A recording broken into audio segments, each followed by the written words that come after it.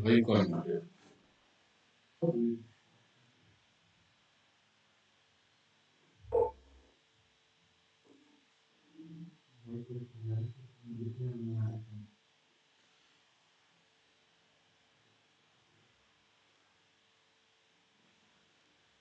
Hello students, good afternoon.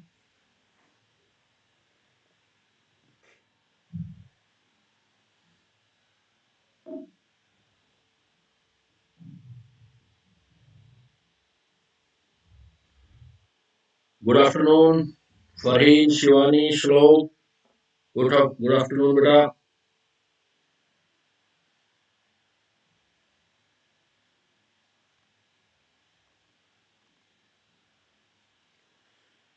Good afternoon Tania, good afternoon. Yes बेटा, देखो last class के अंदर हम लोगों ने डायपोल मोमेंट के बारे में डिस्कस किया था।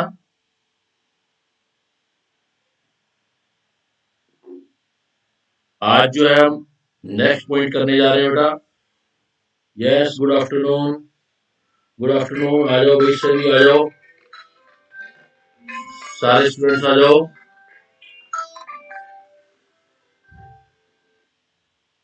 हाँ सर,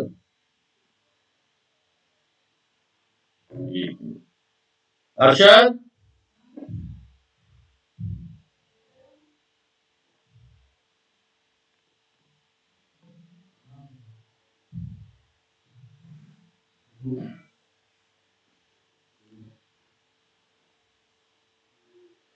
हाँ यस बेटा, तो आज करें स्टार्ट अभी हम। लास्ट क्लास में देखो हम लोगों ने जो पॉइंट किया था वो डायपोल मोमेंट से रिलेटेड किया था। अब हम नेक्स्ट एक पॉइंट लेते हैं। जब हम स्ट्रक्चर बनाना सीख गए और डायपोल मोमेंट करना सीख गए हैं, तो देन अब हम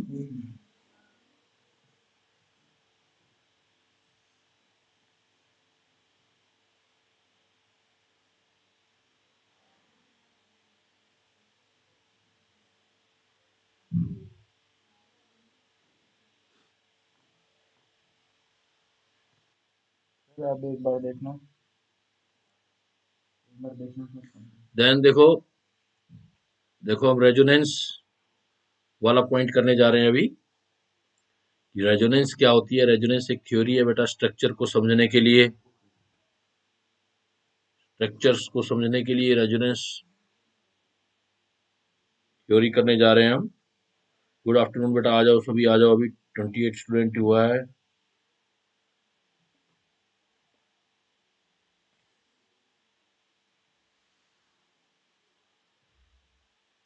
यस, करें स्टार्ट बेटा।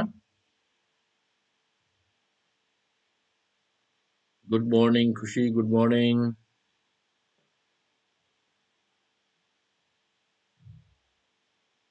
शांत, good afternoon. Good afternoon captain फरी, गुड आफ्टरनून। चलो देखो बेटा, लेट्स स्टार्ट। रेडी? आज जो बेटा हम पढ़ने जा रहे हैं, ये पॉइंट है हमारा रेजोनेंस। रेजोनेंस क्या चीज होती है कि जब हमारे पास किसी भी मोलिक्यूल को समझने के लिए उसका एक स्ट्रक्चर सफिशिएंट नहीं होता, तो हम क्या करते हैं, मोर देन वन स्ट्रक्चर एज्यूम करते हैं उसके। मोर देन वन स्ट्रक्चर एज्यूम करते हैं। जब एक स्ट्रक्चर सफिशिएंट नहीं होता तो मोर देन वन स्ट्रक्चर उसकी ड्रॉ करते हैं। तो ये जो स्ट्रक्चर ड्रॉ की जाती है, ड्रॉ की हुई स्ट्रक्चर को हम रेजोनेटिंग स्ट्रक्चर बोलते हैं। और एक्चुअल स्ट्रक्चर जो होता है, इनमें से कोई नहीं होता। ये जितनी ड्रॉ करते हैं हम स्ट्रक्चर, ये सारी हमारी जो है सिर्फ कंट्रीब्यूटरी स्ट्रक्चर होती है, इनका कंट्रीब्यूशन होता है। एक्चुअल स्ट्रक्चर जो है वो मिल करके, इन सब की स्ट्रक्चर से मिल करके जो नया स्ट्रक्चर बनता है वो एक्चुअल स्ट्रक्चर होता है, उसको बोलते हैं रेजोनेंस हाइब्रिड। तो लेट्स सी, देखो बाय डेफिनेशन हम क्या देख सकते हैं।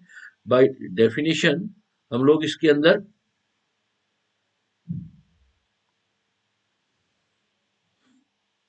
ये बोल सकते हैं कि अकॉर्डिंग टू दिस कंसेप्ट, अगर हम ये कंसेप्ट की बात करें, अकॉर्डिंग टू जो हमारा ये कंसेप्ट है, according to this concept, if two or more alternative valence bond structure, अब two or more structure return करते हो मॉलिक्यूल की, then actual structure is said to be resonance or mesomeric hybrid of all these alternative structure. अगर हम resonance theory के according किसी का एक स्ट्रक्चर हमारा अनसफिशियंट है, एक स्ट्रक्चर अनसफिशियंट होता है, देन हम क्या करते हैं, उसकी एक से ज्यादा स्ट्रक्चर ड्रॉ करते हैं। जैसे एज एग्जांपल जो आप सामने देख रहे हो, आपके सामने देखो CO2 है।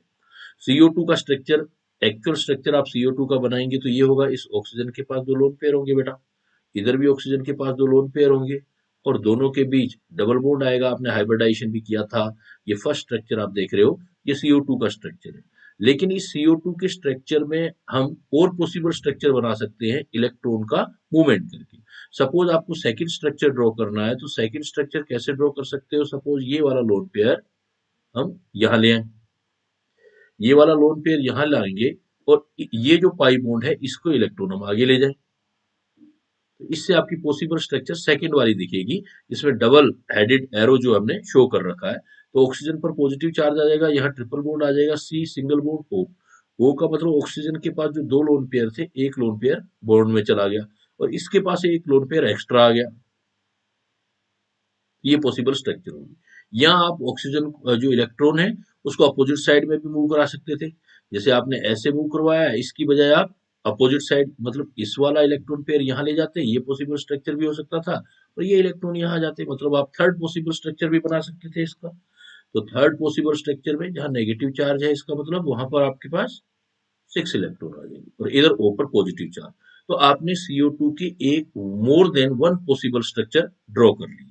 तो मोर देन, ये जो प्रोसेस होता है, मोर देन वन स्ट्रक्चर हम जो ड्रॉ करते हैं, जिसमें टोटल लोन पेयर और बॉन्ड का नंबर देखो हमेशा सेम रहेगा। अगर मैं टोटल बॉन्ड देखूं, जितनी भी स्ट्रक्चर है देखो, फर्स्ट स्ट्रक्चर में भी बॉन्ड 4 होंगे, सेकंड स्ट्रक्चर में भी बॉन्ड 4 है, थर्ड स्ट्रक्चर में भी देखो बॉन्ड 4 है, बॉन्ड का नंबर सबके अंदर सेम है। और लोन पेयर देखो, लोन पेयर जो आपको दिखाई दे रहे हैं ऑक्सीजन में, देखो 2 और 2 4 है, फर्स्ट वाले के अंदर भी 4, सेकंड वाले के अंदर देखो फर्स्ट लोन पेयर, और इधर 3 लोन पेयर दूसरे वाले इधर वाली ऑक्सीजन पे चले गए, और 1 इधर, तो लोन पेयर 4 है, इसके पास भी लोन पेयर 4 है। जब स्ट्रक्चर ड्रॉ करते हो तो स्ट्रक्चर ड्रॉ इस टाइप से करना है कि टोटल जो ओवरऑल बॉन्ड आपका सेम रहे, ओवरऑल बॉन्ड आपका सेम रहना चाहिए, और लोन पेयर भी सेम होना चाहिए, और पॉसिबल स्ट्रक्चर बनाते हैं। बट जितनी पॉसिबल स्ट्रक्चर आप लोगों ने ड्रॉ की है बेटा, इन स्ट्रक्चर को हम बोलेंगे कंट्रीब्यूटिंग स्ट्रक्चर। जितना भी स्ट्रक्चर आपने ड्रॉ किया, इन सब स्ट्रक्चर को बोलेंगे contributing, contributing structure, contributing structure, या इसको बोलते हैं कैनोनिकल स्ट्रक्चर। कैनोनिकल का मतलब होता है बेटा मिलती जुलती, कैनोनिकल, कैनोनिकल स्ट्रक्चर, या आप रेजोनेटिंग स्ट्रक्चर बोलते हो इनको। बट जितनी भी ये आपने जो स्ट्रक्चर ड्रॉ की है, जो इस CO2 की, रियल स्ट्रक्चर इसमें बेटा कोई भी नहीं।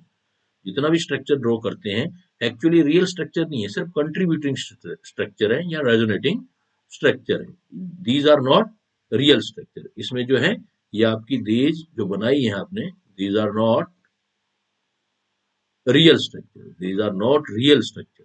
तो रियल स्ट्रक्चर क्या होती है बेटा, जो रियल स्ट्रक्चर जो होती है वो इन सब का कंट्रीब्यूशन से बनने वाला स्ट्रक्चर है, मतलब इन तीनों की कंट्रीब्यूशन से, तीनों को मिला करके एक पॉसिबल, मतलब सिर्फ हाइपोथेटिकल चीज है कि तीनों को मिला करके जो स्ट्रक्चर बनेगा, तीनों को मिला के स्ट्रक्चर बनेगा, तो क्या बोल सकते हो, आपकी स्केलेटन यही रहेगा, CO2 का स्केलेटन यही रहेगा बेटा। CO2 स्केलेटन मतलब सिग्मा बॉन्ड ऐसे ही रहेंगे, जो पाई बॉन्ड है वो आपके घूमते रहेंगे। जैसे आपका पाई बॉन्ड है, तो एक जगह पे आपका पाई बॉन्ड इधर और इधर भी हो सकता है, ये वाला पाई बॉन्ड इधर और इधर भी हो सकता है। तो ये आपकी ओवरऑल स्ट्रक्चर जो रहेगी, ये स्ट्रक्चर आप इस तरह का बना सकते हो ओवरऑल स्ट्रक्चर। और ये स्ट्रक्चर आपका जो होगा, इस स्ट्रक्चर को आप बोलेंगे hybrid resonance hybrid. Resonance hybrid जो है वो आपका रियल स्ट्रक्चर है, रेजोनेंस हाइब्रिड। अब रेजोनेंस जो हाइब्रिड बनाया है, इसमें आप देखो बॉन्ड ऑर्डर निकालना है आपको। गुड मॉर्निंग अभिषेक, गुड मॉर्निंग, क्लास में आ जाओ, लेट क्यों होंगे भाई। Good good morning. अब ये देखो बॉन्ड ऑर्डर निकालना है आपको। बॉन्ड ऑर्डर कैसे निकालोगे, देखो C और O के बीच एक पूरा का पूरा बॉन्ड, और एक बॉन्ड आधा इधर गया आधा इधर गया, तो 0.5 बॉन्ड इधर है, 0.5 इधर है। इसी टाइप से ये नीचे वाला बॉन्ड भी 0.5 इधर है, 0.5 इधर है। बीच वाला बॉन्ड जो है वो पूरा का पूरा यहाँ है, पूरा का पूरा यहाँ है। तो बॉन्ड ऑर्डर मतलब C और O के बीच अगर बॉन्ड ऑर्डर निकालना है, तो रेजोनेटिंग स्ट्रक्चर से आप निकाल सकते हो बेटा। तो बॉन्ड ऑर्डर, दो एटम के बीच कितने बॉन्ड है, बॉन्ड ऑर्डर का मतलब यहाँ पर क्या है, दो एटम के बीच कितना बॉन्ड है। तो एक देखो आपका कार्बन के बीच पूरा पूरा बॉन्ड है, और एक 0.5 है और एक 0.5 है। तो 0.5, 0.5 और 1, तो बेटा कितना हो गया इसके अंदर टोटल, देखो आपका 2। तो आपसे अगर कोई पूछे कि CO2 में बॉन्ड ऑर्डर कितना आएगा, तो CO2 का बॉन्ड ऑर्डर आप बेटा 2 बताएंगे। CO2 का बॉन्ड ऑर्डर 2 होगा आपका। और रियल स्ट्रक्चर पूछेगा तो रेजोनेंस हाइब्रिड जो आपका वो है रियल स्ट्रक्चर है। रियल स्ट्रक्चर रेजोनेंस हाइब्रिड होता है। जो रियल स्ट्रक्चर होता है उसकी एनर्जी सबसे लीस्ट होती है, ये लीस्ट एनर्जी है इसकी, मतलब सबसे कम एनर्जी वाला होगा वो सबसे स्टेबल होगा। इसकी एनर्जी जो होगी वो आपकी लीस्ट एनर्जी होगी, सबसे कम एनर्जी वाला है। ऊपर वालों की एनर्जी इससे ज्यादा होगी। अब उनमें आपस में कंपैरिजन करोगे तो उसमें जो आपकी जिसके पास जो आपकी अनचार्ज स्पीसीज है, जो अनचार्ज है, उसकी एनर्जी ऊपर वाली तीनों में जो अनचार्ज स्पीसीज है उसकी एनर्जी जो होगी वो कम होगी, इसकी लेस एनर्जी होगी, लेस एनर्जी। और इन दोनों की जिसमें चार्ज दिखाई दे रहे हैं, पॉजिटिव या नेगेटिव चार्ज, ये दोनों बिल्कुल एक जैसी स्ट्रक्चर है जो आपने इधर बनाई है, इन दोनों का एनर्जी सेम होगा, लेकिन इस वाली एनर्जी से लेस एनर्जी से मोर एनर्जी होगा। सपोज मैं यहां पर आपको बोल दूं कि इन सब का एनर्जी ऑर्डर या स्टेबिलिटी डिसाइड करना है, दो चीजें निकालनी होती है बेटा। हमारा कॉन्सेप्ट क्या है, हमें एक बॉन्ड ऑर्डर निकालना है, दूसरा स्टेबिलिटी चेक करनी है। तो सपोज हमारे पास इन सबको अरेंज करना है, तो रेजोनेंस हाइब्रिड को हम फोर्थ वाला पॉइंट बना देते हैं बेटा। रेजोनेंस हाइब्रिड फोर्थ वाला पॉइंट। तो इनकी एनर्जी अगर डिसाइड करें तो एनर्जी क्या आएगी, सबसे ज्यादा एनर्जी होगी आपकी सेकंड वाले और थर्ड वाले की, सेकंड एंड थर्ड। तो सेकंड और थर्ड जो बेटा आपका रहेगा, सेकंड और थर्ड उन दोनों की एनर्जी इक्वल, सेकंड और थर्ड की। थर्ड से ज्यादा जो एनर्जी आएगी वो फर्स्ट वाले की आएगी। फर्स्ट पहले तीनों रेजोनेटिंग स्ट्रक्चर का एनर्जी दे दिया। और यू नो रेजोनेंस हाइब्रिड जो होगा उसका बेटा एनर्जी हमेशा उल्टा कर दिया मैंने, ये स्टेबिलिटी बता रहा हूँ, जो एरो ऐसे कर दिया, एनर्जी करेंगे तो ऐसे आएगी। सेकंड और थर्ड की एनर्जी फर्स्ट से ज्यादा, और फर्स्ट की एनर्जी जो होगी वो आपकी फोर्थ मतलब रेजोनेंस हाइब्रिड से ज्यादा होगी। तो इस तरफ अगर आप जा रहे हो, मैं इधर जिस तरफ एरो की बात कर रहा हूं, तो सेकंड थर्ड का एनर्जी सबसे ज्यादा, तो ये एनर्जी ऑर्डर आ जाएगा। और जो एनर्जी होता है, एनर्जी ऑर्डर इस तरफ जा रहे हो, तो अगर आप राइट टू लेफ्ट जा रहे हो तो इसमें एनर्जी ऑर्डर इंक्रीज हो रहा है, इसका मतलब स्टेबिलिटी बिल्कुल अपोजिट इंक्रीज होगा बेटा। स्टेबिलिटी जो जाएगा वो आपका बिल्कुल अपोजिट में जाएगा। स्टेबिलिटी जो होगा, जिसकी एनर्जी कम होगी उसकी स्टेबिलिटी ज्यादा होगी। तो क्या होता है रेजोनेंस, जब किसी भी स्ट्रक्चर का when one structure is इनएडिक्वेट, when one structure is इनएडिक्वेट, इनएडिक्वेट मतलब insufficient to explain all the property of one molecule, then we form या we made more than one structure of that molecule। And ये सब किस पर base होते हैं, सब octet rule के बेस पर होते हैं। मतलब स्ट्रक्चर में ऑक्टेट आपका जनरली कंप्लीट होना चाहिए, ऑक्टेट थ्योरी के बेस पर होता है। More than one structure draw करते हैं। All drawing structure are known as resonating structure और कंट्रीब्यूटिंग स्ट्रक्चर और कैनोनिकल स्ट्रक्चर, मतलब मिलती जुलती स्ट्रक्चर है, एक जैसी स्ट्रक्चर है, तो इनको हम कैनोनिकल और कंट्रीब्यूशन करती हैं कंट्रीब्यूटिंग स्ट्रक्चर बोलते हैं। और एक्चुअल स्ट्रक्चर क्या होगी, इन सब स्ट्रक्चर का जो होगा कॉम्बिनेशन होगा। और कॉम्बिनेशन को हम ड्रॉ अलग तरीके से कर सकते हैं। बॉन्ड का जो है हाइपोथेटिकली इस तरह से दिखाने का ट्राई करते हैं, जैसा अभी हमने CO2 वाले मॉलिक्यूल में देखा। तीसरी बात, अगर जितनी भी रेजोनेटिंग स्ट्रक्चर होती है उनसे हमेशा रेजोनेंस हाइब्रिड ज्यादा स्टेबल होगा। Resonance hybrid because real structure है और इन सबका कंट्रीब्यूशन है। सबका कंट्रीब्यूशन मतलब सबको एक साथ मिला दे, जैसे एक्स का चेहरा वाई का चेहरा है, लेकिन ऐसा नहीं कि एक टाइम में एक्स बनेगा दूसरे टाइम वाई बनेगा, मतलब एक टाइम में फर्स्ट बनेगा दूसरे टाइम में सेकंड, ऐसा नहीं। एक ही टाइम में फर्स्ट सेकंड थर्ड का सबका कॉम्बिनेशन बनेगा, और उस कॉम्बिनेशन जो बनता है बेटा उसको हम बोलते हैं रेजोनेंस हाइब्रिड। अब रेजोनेंस हाइब्रिड की एनर्जी हमेशा किसी भी कंट्रीब्यूटिंग स्ट्रक्चर से कम होगी, मतलब वो सबसे स्टेबल होगा। और अगर जो कंट्रीब्यूटिंग स्ट्रक्चर बना रहे हो बेटा, तो कंट्रीब्यूटिंग स्ट्रक्चर में कैसे चेक करोगे, जिस स्पीसीज में ऑक्टेट कंप्लीट है और कोई चार्ज नहीं है, अनचार्ज स्पीसीज है, तो वो सबसे स्टेबल मतलब कम एनर्जी वाला। और जो चार्ज वाले हैं, चार्ज के भी कुछ रूल बताऊंगा, चार्ज वाले हैं अगर एक जैसा चार्ज दिखाई दे रहा है, एक जैसी सिचुएशन दिखाई दे रही है, तो एनर्जी सेम। या फिर चार्ज वाले हैं तो फिर अलग तरीके से कैसे देखेंगे, लेट्स सी, मैं अभी बताता हूं आपको। तो इस रूल के अकॉर्डिंग आपने दो चीजें निकाल रहे हो, एक तो आप उनकी स्टेबिलिटी या एनर्जी चेक कर रहे हो आप, और दूसरी चीज आपने जो देखा कि एनर्जी और स्टेबिलिटी के साथ बॉन्ड ऑर्डर निकाल रहे हो। तो बॉन्ड ऑर्डर एक मतलब इसका बेस्ट एप्लीकेशन है। तो कैलकुलेशन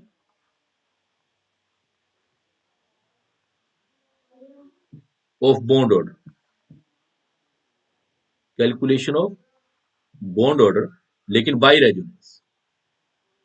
रेजोनेंस, अगर हम रेजोनेंस थ्योरी के अकॉर्डिंग देखें तो क्या आएगा, जैसे अभी आपने एक एग्जांपल देखा, जैसे CO2, तो आपने बोला भाई CO2, अभी मैंने एग्जांपल दिया आपको, आपने बॉन्ड ऑर्डर निकाला बेटा, चाहे तो आप ऐसे लिख दो, चाहे तो दूसरा तरीका बताया था उससे लिख दो, उससे कोई फर्क नहीं पड़ेगा। या तो C और O के बीच क्लियर कट आप बॉन्ड देख रहे हो, दो बन रहे हैं, इसलिए आपने बोला कि यहाँ पर बॉन्ड ऑर्डर CO का जो है वो 2 है, बॉन्ड ऑर्डर आपका 2 है। ऐसे अब मैं मान लो आपको एग्जांपल दे देता हूँ बेटा, कार्बोनेट है, CO3 2 नेगेटिव है, कार्बोनेट है। तो आप क्या करो, जो पहले आपने पढ़ा है बेटा वो सब लगा दो, जो आपने पढ़ा है, जैसे आपने हाइब्रिडाइजेशन निकाला था इसका, सपोज वो यूज करते हैं, हाइब्रिडाइजेशन निकाल के फिर इसका शेप निकालते हैं और फिर बॉन्ड ऑर्डर निकालते हैं। देखो हाइब्रिडाइजेशन, तो कार्बन सेंट्रल एटम है बेटा, कार्बन सेंट्रल एटम है, तो सेंट्रल एटम का वैलेंस इलेक्ट्रॉन आपका 4 हो गया, और नेगेटिव चार्ज है इसको आप ऐड कर दोगे, 4+2/2 हो जाएगा, तो 6 का हाफ मतलब 3, 3 का हाइब्रिडाइजेशन हो गया, sp2 आ गया, हाइब्रिडाइजेशन आ गया बेटा। बिल्कुल दीपांशु, बिल्कुल सही है, देखो sp2 हाइब्रिडाइजेशन आ गया, sp2 आ गया, तो आपको 3 तो सिग्मा बॉन्ड बनाने, तो ऑक्सीजन, ऑक्सीजन, और ये ऑक्सीजन दे दिया आपने, जिसमें से दो ऑक्सीजन पर दो नेगेटिव चार्ज दिख रहे हैं ना, दो नेगेटिव एक बार लिख लो, एक बार लिखो, ये तरीका है, एक बार लिख दिया, और एक में नेगेटिव नहीं है तो वहां डबल बॉन्ड लगा दो, इससे कार्बन की वैलेंसी पूरी हो जाएगी। अब एक्चुअल चीज ये है कि ये तीनों देखो ऑक्सीजन एक जैसे हैं, तीनों ऑक्सीजन एक जैसे हैं, तो ये वाला जो आप पाई बॉन्ड देख रहे हो, ये तीनों जगह इक्वली डिवाइड करना है, मतलब ऐसी जो मैंने ऊपर बनाई है, ये तो आपकी रेजोनेटिंग स्ट्रक्चर होगी, कंट्रीब्यूटिंग स्ट्रक्चर होगी, लेकिन आपको रेजोनेटिंग स्ट्रक्चर का रेजोनेंस हाइब्रिड बनाना है, वहां से बॉन्ड ऑर्डर निकलेगा, तो ये आपका रेजोनेटिंग स्ट्रक्चर हो गया बेटा। अब रेजोनेटिंग स्ट्रक्चर से रेजोनेंस हाइब्रिड निकालना है, तो आप एक काम करो, CO, O और सिंगल बॉन्ड, और जो ये वाला पाई बॉन्ड यहाँ था वो तीनों जगह इक्वली डिवाइड कर दो, थोड़ा यहाँ, थोड़ा यहाँ, और थोड़ा यहाँ। अब सोचो, अब सोचो कि हर एक सी के बीच, सी और ओ के बीच कितना बॉन्ड हुआ बेटा, देखो एक बॉन्ड तो पूरा का पूरा नजर आ रहा है ना, ये वाला एक बॉन्ड तो पूरा का पूरा आ गया बेटा, पूरा बॉन्ड, तो बॉन्ड ऑर्डर 1 तो कंप्लीट है, प्लस एक जो ये पाई बॉन्ड था, ये वाला पाई बॉन्ड था, ये 3 जगह डिवाइड हुआ है, तो +1 जो है वो डिवाइड हुआ है 3 जगह, तो हर एक का हिस्सा कितना आ जाएगा बेटा, 1/3, तो 1/1 + 1/3 का मतलब कितना हो गया, 1 + 0.3, मतलब 1 पॉइंट या 33 का दो, तो 1.33। तो देखो CO2 में बॉन्ड ऑर्डर आया 2, और कार्बोनेट में उसी कार्बन और ऑक्सीजन का बॉन्ड ऑर्डर आया 1.33, तो CO2 में और CO3 2 नेगेटिव में।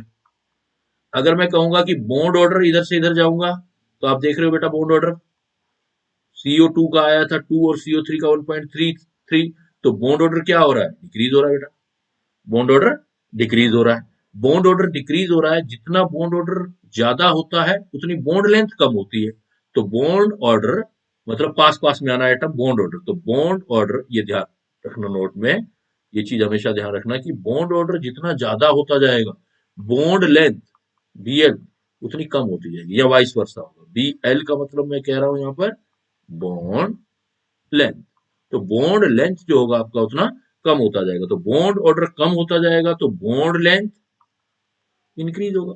तो आपसे पूछा जाएगा बेटा कि कार्बोनेट में या CO2 में, कार्बोनेट या CO2 में CO की बॉन्ड लेंथ किसमें ज्यादा है, तो देन आंसर दोगे कार्बोनेट, और अगर पूछेगा बॉन्ड ऑर्डर किसका ज्यादा है, देन आंसर दोगे आप CO2, तो बॉन्ड ऑर्डर या बॉन्ड लेंथ आप रेजोनेंस थ्योरी से बेटा बता सकते हो। तो एक तो एप्लीकेशन इसका ये होता है, दूसरा एप्लीकेशन क्या होता है अगर हम देखें, तो सेकेंड पॉइंट इसमें ये होता है जैसे रिलेटिव स्टेबिलिटी चेक करना, देखो दूसरा एप्लीकेशन यह होता है 2C, दो ही टाइप की प्रॉब्लम आएंगे बेटा इस रेजोनेटिंग स्ट्रक्चर में, 2C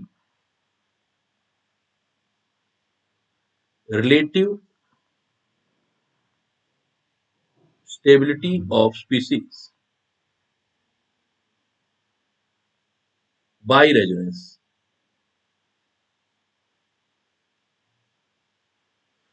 तो इसमें देखो एक सीक्वेंस नोट करना बेटा आप, एक सीक्वेंस, पहले क्या देखना, अगर कोई ऐसी स्पीसीज है अनचार्ज स्पीसीज रखी हुई है, अनचार्ज स्पीसीज वो सबसे स्टेबल, अगर कोई आपके पास अनचार्ज स्पीसीज है जिसके ऊपर चार्ज नहीं है, वो आपकी सबसे स्टेबल स्पीसीज होगी। अनचार्ज के बाद क्या होगी, मान लेते हैं आपके पास अनचार्ज स्पीसीज है, तो फिर चार्ज स्पीसीज है। मान लेते हैं हमारे पास चार्ज स्पीसीज, तो चार्ज स्पीसीज इस टाइप की होनी चाहिए जिसमें हर एक का octet complete, with complete octet, with complete octet. अगर चार स्पीसीज है तो फिर चार्ज में क्या देखना है कि ये चेक कर लेना कि ऑक्टेट क्या सबका कंप्लीट है। अगर ऑक्टेट कंप्लीट है तो फिर वो स्टेबल होगा। अगर चार स्पीसीज में इनकम्प्लीट, फिर थर्ड नंबर आएगा, चार स्पीसीज होना चाहिए, चार्ज स्पीसीज है मान लो, और इनकम्प्लीट ऑक्टेट है, ऑक्टेट कंप्लीट नहीं है, ऑक्टेट इनकम्प्लीट है, इनकम्प्लीट ऑक्टेट है बेटा आपका। जैसे इनकम्प्लीट ऑक्टेट है तो उसमें दो चीजें चेक करना कि चार्ज रीजनेबल होना चाहिए, चार्ज सेपरेशन रीजनेबल होना चाहिए, मतलब negative charge on more electronegative atom होना चाहिए,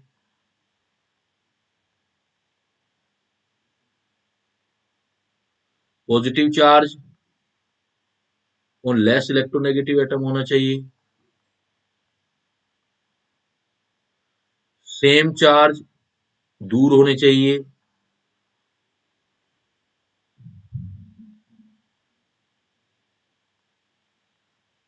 फार अवे, सेम चार्ज जो होना चाहिए वो दूर होना चाहिए, और अपोजिट चार्ज, जो आपके अपोजिट चार्ज है बेटा वो अपोजिट चार्ज नियर होने चाहिए, अपोजिट चार्ज वो आपका नियर होना चाहिए। तो अगर हम रिलेटिव स्टेबिलिटी चेक करना चाहते हैं तो सबसे पहले आप क्या चेक करोगे, सबसे पहले चेक करोगे कि अनचार्ज स्पीसीज रखी हुई है क्या। अगर अनचार्ज स्पीसीज है विद कंप्लीट ऑक्टेट है, अनचार्ज स्पीसीज है, तो वो तो सबसे स्टेबल है। अब अनचार्ज स्पीसीज के बाद फिर क्या चेक करोगे, चार्ज देखोगे। अगर मान लो चार्ज है और लेकिन कंप्लीट ऑक्टेट है तो फिर वो सेकंड नंबर की स्टेबिलिटी आएगी। थर्ड नंबर स्टेबिलिटी में अगर चार्ज है और ऑक्टेट जो आपका देखो इनकम्प्लीट है, इनकम्प्लीट ऑक्टेट है और चार स्पीसीज है, तो फिर इलेक्ट्रोनेगेटिव एटम पे नेगेटिव चार्ज देखो, और इलेक्ट्रो पॉजिटिव एलिमेंट मतलब जिसकी लेस इलेक्ट्रोनेगेटिविटी है उस पर पॉजिटिव चार्ज होना चाहिए। जैसे मान लेते हैं अपने पास कोई स्पीसीज है, अब वो चार्ज ही है, और मान लेते हैं उस चार्ज में ऐसा है कि मैं ऐसा कह देता हूं कि मान लेते हैं हमारे पास एक स्पीसीज है जिसमें कार्बन पर कोई स्पीसीज आ गया, जैसे CH3 CH2 आ गया नेगेटिव, CH3 CH2 नेगेटिव। एक आपके पास आ गया CH3 OH नेगेटिव। अब आप क्या देखोगे कि यहां देखो कार्बन पर नेगेटिव चार्ज है और दोनों ही नेगेटिव स्पीसीज है, और यहां पर ऑक्सीजन पर नेगेटिव चार्ज है, तो ऑक्सीजन मोर इलेक्ट्रोनेगेटिव है, मोर इलेक्ट्रोनेगेटिव है, और कार्बन जो है वो आपका लेस इलेक्ट्रोनेगेटिव है देखो दोनों ही स्पीसीज। CH3 में C पर नेगेटिव चार्ज है और CH3OH में या O में O लगा हुआ है, O पर नेगेटिव चार्ज है, O पर नेगेटिव चार्ज है तो नेगेटिव चार्ज जो है मोर इलेक्ट्रोनेगेटिव पर होगा, तो ये मोर स्टेबल होगा। तो चार स्पीसीज में भी देखने के बेटा तरीके होते हैं। अगर आपके पास कोई चार्ज भी स्पीसीज आ जाती है तो चार्ज में चार्ज का जो डिस्ट्रीब्यूशन है वो डिस्ट्रीब्यूशन आपका रीजनेबल होना चाहिए। ऊपर से नीचे जा रहा हूं ये मैं स्टेबिलिटी, इन फैक्टर के साथ स्टेबिलिटी जो होगी वो डिक्रीज होती चली जाएगी, स्टेबिलिटी आपका डिक्रीज होता चला जाएगा। तो दो चीजें बड़ी इंपॉर्टेंट है बेटा रेजोनेंस थ्योरी में। एक तो रेजोनेंस थ्योरी के अंदर जो स्ट्रक्चर ड्रॉ करते हैं उसका रेजोनेंस हाइब्रिड से बॉन्ड ऑर्डर निकालोगे आप, जैसे ऊपर वाला एग्जांपल देखें आपने। And second thing is you can check या you can predict the relative stability of species by resonance. उसके अकॉर्डिंग अगर आपके पास अनचार्ज स्पीसीज है तो वो ज्यादा स्टेबल होगी एज कंपेयर टू चार स्पीसीज के। अगर अब ये दोनों स्पीसीज है और यहाँ पर एक में ये स्पीसीज लिख देता बेटा, मैं लिख देता CH3 और CH3। अब मैं इन तीनों को कंपेयर करता, ये सपोज फर्स्ट है, CH3 फर्स्ट है आपके पास, ये जो CH3 CH2 नेगेटिव है ये सपोज सेकंड है, और ये सपोज थर्ड है। तो इनका स्टेबिलिटी ऑर्डर देना है मुझे। तो स्टेबिलिटी ऑर्डर में जो अनचार्ज है, अनचार्ज वो हमेशा सबसे ज्यादा स्टेबल होगा, कुछ नहीं और देखने की जरूरत, उस पर चार्ज ही नहीं है, चार्ज नहीं है तो बेटा इट मीन्स सबसे ज्यादा स्टेबल है। तो बताओ बेटा क्या ऑर्डर आएगा तीनों का, फर्स्ट सेकंड और थर्ड में क्या ऑर्डर देंगे हम, जिसमें एक हमने क्या दे रखा है CH3 CH2 नेगेटिव ले रखा है, एक हमने बेटा ले रखा है CH3 OH ले रखा है। तो फरहीन का आंसर आ गया मेरे पास। फरहीन ने बताया है कि फर्स्ट सबसे ज्यादा स्टेबल, फिर थर्ड, फिर सेकंड। बिल्कुल सही बेटा, बिल्कुल सही। 132। तानिया ने भी बताया 132। सर मोर इलेक्ट्रोनेगेटिव पे नेगेटिव चार्ज होने पे ज्यादा स्टेबिलिटी क्यों? देखो, जिसके पास इलेक्ट्रोनेगेटिविटी ज्यादा है तो वो नेगेटिव चार्ज को स्टेबलाइज करेगा, अपने पास रखेगा। अगर वो इलेक्ट्रो पॉजिटिव है तो वो उल्टा क्या करेगा, वो इलेक्ट्रॉन नहीं रखना चाहेगा। इसलिए जो इलेक्ट्रोनेगेटिव होता है वो अपने चार्ज को एकोमोडेट ज्यादा करता है। इलेक्ट्रॉन नेगेटिव मतलब नेगेटिव चार्ज रख सकता है, इलेक्ट्रो पॉजिटिव मतलब इलेक्ट्रॉन नहीं रखना उसने। क्लियर? इसलिए हम बोलेंगे इलेक्ट्रॉन नेगेटिव, मोर इलेक्ट्रोनेगेटिव पे नेगेटिव चार्ज ज्यादा जाएगा। सही है बेटा, देखो आप लोगों का आंसर निकल आया है। सही है कि आपका फर्स्ट अनचार्ज है इसलिए सबसे ज्यादा स्टेबल होगा फर्स्ट, और उसके बाद फिर आपका आएगा थर्ड, क्योंकि उसमें ओ पर नेगेटिव चार्ज है। फिर आएगा आपका थर्ड, जैसे लिया वैसे लिख दो, थर्ड और देन सेकंड। 132।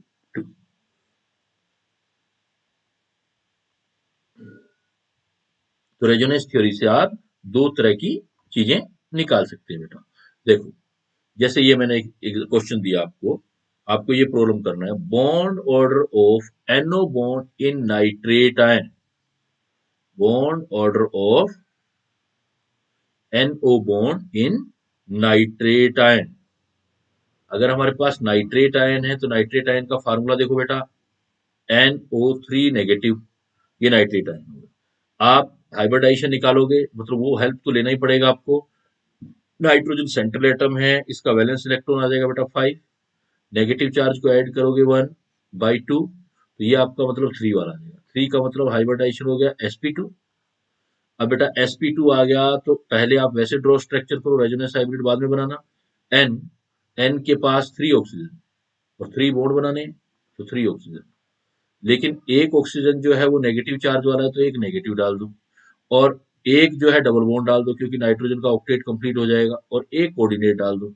लेकिन रेजोनेंस थ्योरी में कोऑर्डिनेट कोवेलेंट में कोई फर्क नहीं होता। अब पॉइंट ये है कि जो ये वाला पाई बॉन्ड है, देखो वापस पहले की तरह सोचो, ये वाला पाई बॉन्ड ये 3 जगह डिवाइड होगा, तो रेजोनेंस हाइब्रिड बनाओगे तो क्या आ जाएगा? सपोज आपके सिंगल बॉन्ड तो है ही, सिंगल बॉन्ड तो आगे बेटा, सिंगल बॉन्ड आगे, बिल्कुल सही बेटा हिमांशु, बिल्कुल। शिवानी, फरीन, सी आ गया आंसर। ये पाई बॉन्ड 3 जगह डिवाइड होगा, 1 2 3। तो यहां पर कहीं भी बॉन्ड ऑर्डर निकालोगे तो क्या आएगा?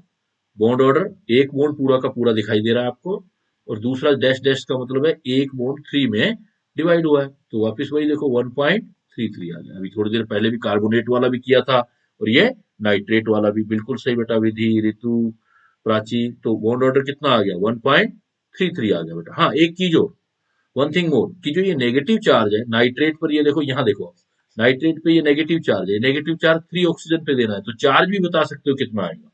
तो हर एक ऑक्सीजन पे 1/3 चार्ज आ जाएगा, नेगेटिव में आएगा लेकिन 1/3 चार्ज आएगा। चार्ज भी बता सकते हो आप कि पर जो ऑक्सीजन है उस पर कितना चार्ज है।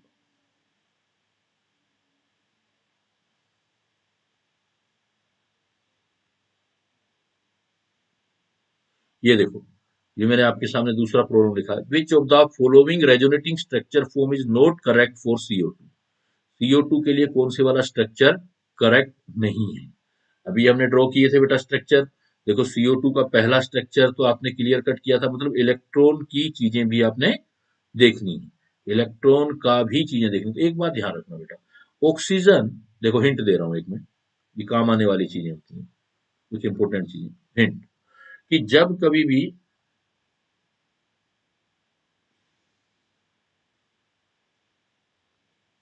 हाइब्रिडाइजेशन तो 3 आएगा बेटा, sp2 ही आएगा ना। यहाँ पर नाइट्रोजन का वैलेंस इलेक्ट्रॉन कितना हुआ? नाइट्रोजन का वैलेंस इलेक्ट्रॉन 5 हुआ।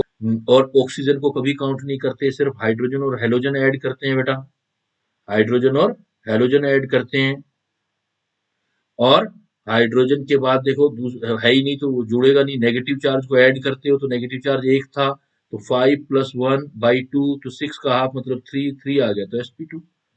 ऐसे तो बहुत सारे क्वेश्चन कर लिए बेटा, ये तो मतलब 3-4 लेक्चर पीछे वाली बात आ गई। हाँ, इसमें देखो मैं कुछ हिंट बताने जा रहा था CO2 में रेजोनेंस की स्ट्रक्चर होती है बेटा कि आप देखते हो रूम टेम्परेचर पर जो होती है ये अनचार्ज स्पीसीज होती है, लेकिन जैसे जैसे अब रूम टेम्परेचर पर ऐसी स्ट्रक्चर होती है, अगर टेम्परेचर और प्रेशर बढ़ाओगे तो ये स्ट्रक्चर आ जाती है। टेम्परेचर और प्रेशर पर अनस्टेबल वाली स्ट्रक्चर बनती है, तो नीचे वाली स्ट्रक्चर, तो वो प्रॉपर्टी मतलब अगर आपसे कोई पूछे CO2 इलेक्ट्रोफाइल का काम कर सकता है क्या, तो आप CO2 का इलेक्ट्रोफिलिसिटी तभी बता सकते हो जब इसकी चार्ज स्ट्रक्चर आप बनाओगे, इसलिए हमें रिक्वायरमेंट होती है इसकी। अब देखो बेटा, इसके अंदर हिंट नंबर 1, ऑक्सीजन पर अगर डबल बॉन्डेड है, ऑक्सीजन कहीं डबल बॉन्डेड है तो उस पर कोई चार्ज नहीं होगा और 2 लोन पेयर होगा, ये चीज ध्यान रखना। अगर सिंगल बॉन्डेड ऑक्सीजन कहीं दिखाई दे रहा है तो उस पर 3 लोन पेयर होंगे और नेगेटिव चार्ज आएगा, और अगर 3 बॉन्ड ऑक्सीजन के कहीं दिखाई दे रहे हैं आपको तो फिर 1 लोन पेयर होगा और पॉजिटिव चार्ज दिखाई देगा। ये चीज आपने ध्यान रखनी ऑक्सीजन के लिए। ऐसे नाइट्रोजन वगैरह के लिए भी होती है, लेकिन जैसे जैसे आता जाएगा हम करते जाएंगे। तो जहां भी ऑक्सीजन डबल बॉन्ड दिखे तो कोई चार्ज नहीं होगा, 2 लोन पेयर दिखाई देंगे। जैसे फर्स्ट स्ट्रक्चर बिल्कुल सही है, फर्स्ट स्ट्रक्चर में देखो ऑक्सीजन जहां भी है, ऑक्सीजन डबल बॉन्डेड है बेटा, डबल बॉन्डेड ऑक्सीजन है तो 2 2 लोन पेयर दिखाई दे रहे हैं। दूसरे वाला देखो, दूसरे में जहां ट्रिपल बॉन्डेड ऑक्सीजन है वहां पर पॉजिटिव चार्ज और 1 लोन पेयर, और जहां पर सिंगल बॉन्डेड ऑक्सीजन है वहां 3 लोन पेयर और नेगेटिव। इसका मतलब दूसरी भी सही है स्ट्रक्चर, दूसरा भी सही हो गया। थर्ड वाले में आ जाओ, थर्ड वाला भी बिल्कुल सही है बेटा, थर्ड वाला सही है। और फोर्थ वाला आ जाओ बेटा, देखो फोर्थ वाला पॉइंट, ओ सी, देखो ट्रिपल बॉन्ड वाला ऑक्सीजन तो ऐसा होना चाहिए ना, ट्रिपल बॉन्ड वाला ऑक्सीजन के पास 1 लोन पेयर और पॉजिटिव चार्ज है, नेगेटिव चार्ज थोड़ी आएगा। ट्रिपल बॉन्ड है तो वो तो अपने इलेक्ट्रॉन दे चुका है, इसका मतलब ये रेजोनेटिंग स्ट्रक्चर आपका गलत होगा बेटा, ये वाला रेजोनेटिंग स्ट्रक्चर आपका सही नहीं है। डी सही नहीं है, बिल्कुल सही प्रश्न, डी जो है वो सही नहीं है। वो जो लोन पेयर में बॉन्डिंग और जो चार्ज है वो ठीक ढंग से नहीं रखा हुआ है, क्योंकि जो ट्रिपल बॉन्डेड ऑक्सीजन होगा अपना इलेक्ट्रॉन पेयर यूज करेगा तो उस पर एक पॉजिटिव चार्ज आएगा और लोन पेयर कम होगा। बिल्कुल Sangeeta, Harshita, Deepanshu, D is incorrect हो जाएगा बेटा।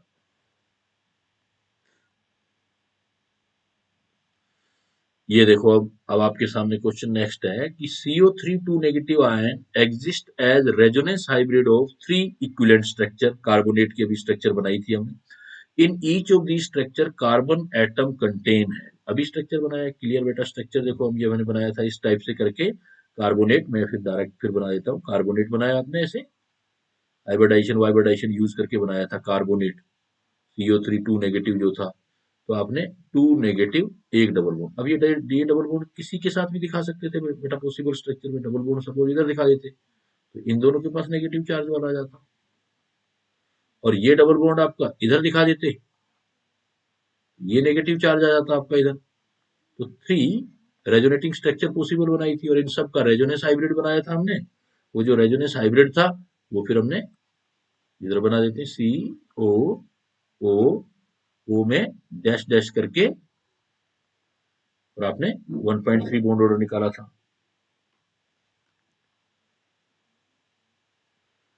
वो बेटा रिकॉर्डिंग मिल जाएगी, आप एडमिशन ऑफिस में जहाँ किया है ना संगीता कुमारी, जहां आपने एडमिशन किया उनसे बात करना, वो आपको रिकॉर्डिंग का मतलब आईडी और पासवर्ड दे देंगे, तो सारी रिकॉर्डिंग अवेलेबल है बेटा। तो इसमें देखो क्वेश्चंस के ऑप्शन देखो क्या क्या ऑप्शन बनेगा बेटा। पहला है 3 सिंगल बॉन्ड, दूसरा है 2 single bond and A double bond, 3 single bond and 1 lone pair of electron, 3 single bond and 2 lone pair of electron. हमें बताना देखो किसके बारे में है, हमें बताना है carbonate ion exist as resonance hybrid in each of the structure, carbon के बारे में बताना है, कार्बन एटम कंटेन है, कार्बन एटम कंटेन है। तो कार्बन एटम के पास क्या है, अगर हम इक्विवेलेंट स्ट्रक्चर की बात कर रहे हैं, ion resonance hybrid 3 equivalent structure, in 3 structure, in the structure की बात कर रहे हैं, तो इसका मतलब रेजोनेंस हाइब्रिड की बात नहीं कर रहे बेटा, इनकी बात कर रहे हो आप, जो कैनोनिकल स्ट्रक्चर बना रहे हो, जो रेजोनेटिंग स्ट्रक्चर बना रहे हो, तो इसके अंदर आपको जो दिखाई दे रहा है वो बताना है आपने। तो उसके अंदर देखो एक डबल बॉन्ड दिखाई दे रहा है और 2 सिंगल बॉन्ड दिखाई दे, 2 सिंगल एंड 1 डबल बॉन्ड, बिल्कुल सही बेटा। हर्षिता, यासा, नासिका, फ्रेन, दीपांशु, प्राची, शिवानी, सदफ, तुम सब ने आंसर दिया है ये। अगर यही क्वेश्चन वो कह देता रेजोनेंस हाइब्रिड बताना है बेटा, रेजोनेंस हाइब्रिड के अंदर आते तो कौन सा आंसर होता बेटा, अगर वो कहता ना कि रेजोनेंस हाइब्रिड, रेजोनेंस हाइब्रिड कहते हैं तो हम कहते हैं all equivalent bond, bond order of 1.33, मतलब 3 partial double bond. Resonance hybrid में पूछता आपसे यही क्वेश्चन आपसे इन रेजोनेंस हाइब्रिड। अगर वो हाइब्रिड के अंदर की बात करता तब आंसर बदल जाता बेटा, तब हम कहते 3 आइडेंटिकल पार्शियल डबल बॉन्ड, एक जैसे बॉन्ड आते, ये वाला स्ट्रक्चर आप फिर हम यूज करते, फिर हम इसको यूज करते।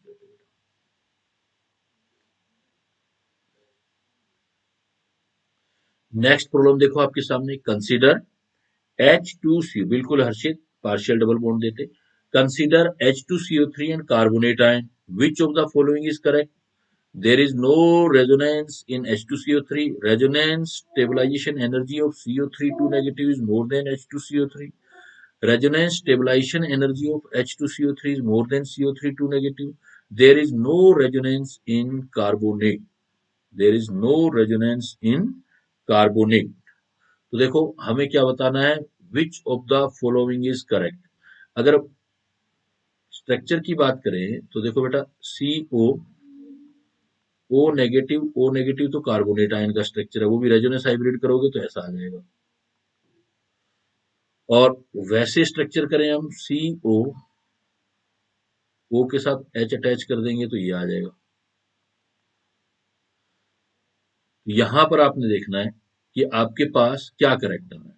तो देखो, अब रेजोनेंस इसमें हाईली रेजोनेंस है, बहुत ज्यादा रेजोनेंस रेजोनेंस होगी तभी तो आप हाई रेजोनेंस हाइब्रिड बनाओगे इसमें। तो ये हाईली या हाई रेजोनेंस है ना। हाँ, इसमें रेजोनेंस हो सकती है लेकिन लिटिल होगी, बिकॉज ये देखो, ये लोन पेयर, ये सिंगल बॉन्ड, ये डबल बॉन्ड, तो ये ऐसे करके थोड़ा बहुत हो सकता है। बट ये क्या होगा, ये तो स्टेबिलिटी लेगा रेजोनेंस से, क्योंकि अपना चार्ज कम करेगा, ये उल्टा चार्ज प्रोड्यूस करेगा। तो दूसरे वाले के अंदर रेजोनेंस होगी, बट वो जो है लो रेजोनेंस बोलेंगे। तो at least there is no resonance in H2CO3, ये भी गलत कर सकते हो बेटा आप। नो रेजोनेंस तो नहीं बोल सकते, हो तो सकता है। और no resonance in carbonate ion, ये भी गलत हो सकता है। अब रेजोनेंस दोनों में है तो ऑप्शन ये रहा दोनों का। तो अब ये कह रहा है resonance stabilisation energy of carbonate ion is more, मतलब जो स्टेबलाइजेशन दे रही है, रेजोनेंस स्टेबलाइजेशन एनर्जी जिसके अंदर हाई रेजोनेंस होगी उसके अंदर स्टेबलाइजेशन ज्यादा आएगा एनर्जी का। तो resonance stabilisation energy of carbonate, मतलब कार्बोनेट में हाई रेजोनेंस, बिल्कुल सही है बेटा आप लोगों का आंसर, रितु का, हिमांशु का, कि रेजोनेंस जिसमें ज्यादा होगी उसकी रेजोनेंस स्टेबलाइजेशन एनर्जी, मतलब वो नीचे की तरफ जाएगा, स्टेबिलिटी की तरफ जाएगा। नीचे का मतलब मैं कह रहा हूँ एनर्जी कम होगा उसका। तो आप आंसर देंगे resonance stabilisation energy of carbonate is more than H2CO।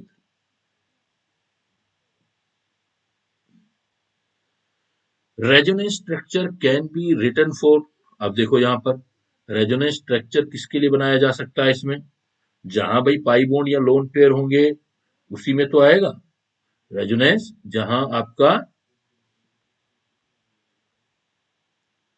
Resonance दोनों के अंदर होगा बेटा, जहां भी, जैसे इसको अगर मुझे आपको और क्लियर समझाना हो, खुशी देखो इसको,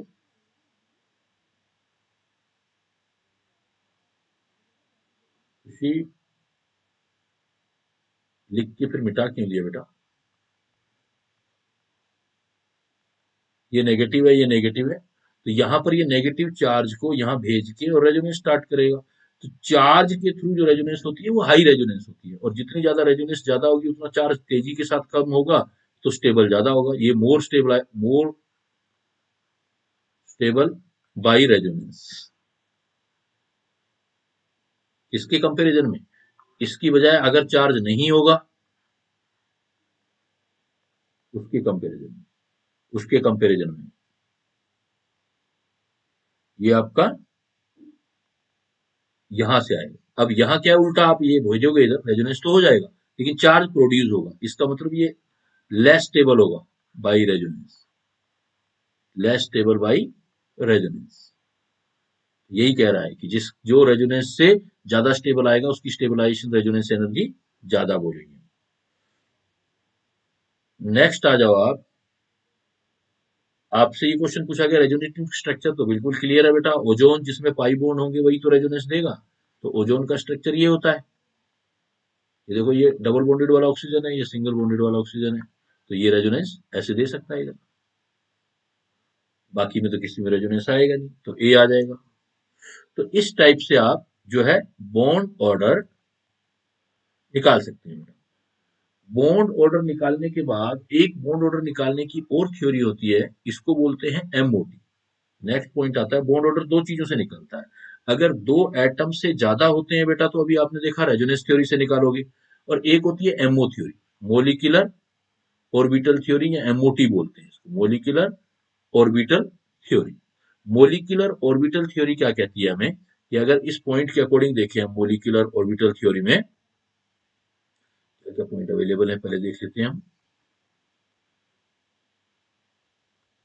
अगर हम मोलिकुलर ऑर्बिटल थ्योरी में पॉइंट देखते हैं, तो ये कहता है कि मोलिक्यूल कैसे बनता है। देखो, मोलिकुलर ऑर्बिटल थ्योरी के अकॉर्डिंग वो कहता है कि मोलिक्यूल कैसे बनता है। तो इसमें कहता है कि atomic orbital,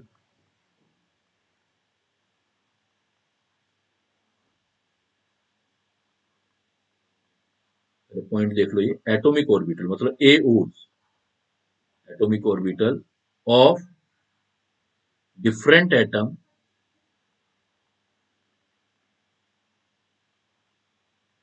atomic orbital of different atom combine,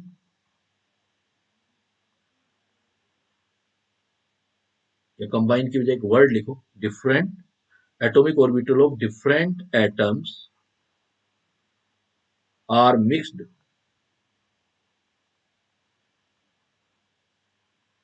एक थ्योरी है बेटा, एग्जाम में पूछी जाए तो इस थ्योरी का नाम देना है, are mixed by linear combination. ये नाम याद करना है, linear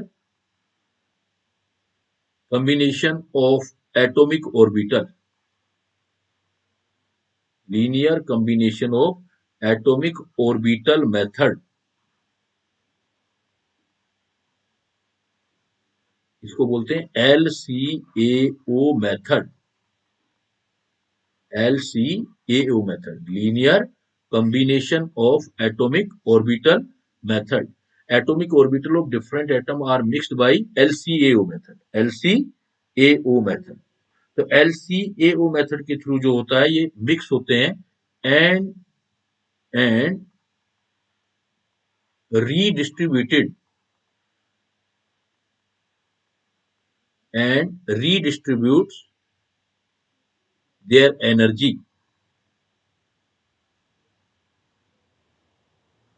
to form new molecular orbital। इस पॉइंट को बेटा पहले अच्छे से समझ लेना है, क्या कहना चाहता है ये थ्योरी, क्या कहना चाहती है कि एटॉमिक ऑर्बिटल जो है, एटॉमिक ऑर्बिटल वो डिफरेंट एटम के एटॉमिक ऑर्बिटल आपस में मिक्स होते हैं। ये मिक्स होकर के जिस मेथड से होते हैं वो याद रखना है, एलसीओ मेथड के थ्रू होते हैं। वो एलसीओ क्या होता है बेटा, अभी बता रहा हूं मैं। एलसी ए एओ के एलसीएओ मेथड के थ्रू मिक्स होते हैं और अपनी एनर्जी को रीडिस्ट्रीब्यूट करते हैं। और इससे क्या है कि नए ऑर्बिटल बनाते हैं। अब नए वाले ऑर्बिटल एटॉमिक ऑर्बिटल नहीं होते, बिकॉज मॉलिक्यूल बन चुका है, तो इनको हम मॉलिक्यूलर ऑर्बिटल बोलते हैं। नए ऑर्बिटल जो,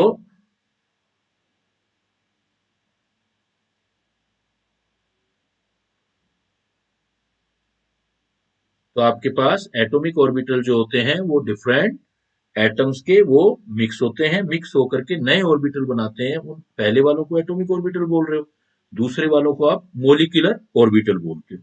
सपोज एज एग्जांपल मेरे पास थ्री ऑर्बिटल है, सपोज 1 2 3, ये थ्री मेरे पास एटॉमिक ऑर्बिटल है। अब ये थ्री एटॉमिक ऑर्बिटल मैंने मिक्स किए, ये 1 2 3, थ्री एटॉमिक ऑर्बिटल मिक्स किए। अब तीनों मिक्स होकर के, कंबाइन होकर के तीन नए वाले एनर्जी लेवल में आ गए। होते तो एनर्जी लेवल ही है बेटा, उसी को ऑर्बिटल बोलते हैं। ये दो पढ़ बेटा, जो पर चल रहा है उसको तो पढ़ो पहले, पता नहीं कहाँ पहुंच जाते हो, कहाँ से कहाँ चले जाते हो। हम्म। जो चल रहा है वो छोड़ करके सर वो क्या होगा कब होगा, ऐसे थोड़ी होता है। जो चल रहा है उसको पढ़ो, सारी चीजें आएंगी। तो ये आपका, ये दो एटॉमिक ऑर्बिटल और एक ही एटॉमिक ऑर्बिटल, तीन एटॉमिक ऑर्बिटल सपोज मिक्स हुए, और तीन जो है इनकी एनर्जी ये इस लेवल पे थी, ये लेवल एनर्जी का देख रहे हो। उन्होंने क्या है, एक ने क्या हुआ, एक की एनर्जी रीडिस्ट्रीब्यूट होकर पहले से कम हो गई, एक की एनर्जी जितनी थी उनके बराबर ही रही, और एक की एनर्जी जो है वो पहले से ज्यादा हो गई। तो तीन एटॉमिक ऑर्बिटल, ये जो हैं ये एटॉमिक ऑर्बिटल्स हैं, ये आपके एटॉमिक ऑर्बिटल्स हैं। ये तीन एटॉमिक ऑर्बिटल मिक्स हुए, उन्होंने तीन नए ऑर्बिटल बना लिए। इन नए ऑर्बिटल को मोलिकुलर ऑर्बिटल बोल रहे हैं।